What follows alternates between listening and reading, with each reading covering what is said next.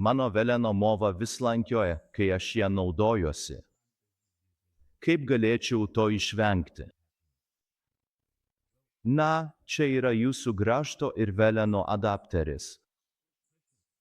Tai yra suspaudimo spyruoklė ir jei uždėsite suspaudimo spyruoklę bei grąžto ir veleno adapterį ant vieno lanksčio veleno galo, o šitą čia, kuris yra veleno fiksatorius, ant kito lanksčio veleno galo, tuomet iš esmės pats velenas negalės judėti, išskyrus atvejus, kai jis remiasi į suspaudimo spyruoklę.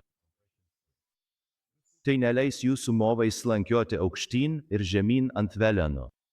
Priežastis, kodėl mova juda aukštyn ir žemyn ant veleno, yra ta, kad ant veleno yra mažos briaunos ir šios mažos briaunos, sukinėjantis, tarsi stumia movą į vieną ar kitą pusę. Ačiū už klausimą.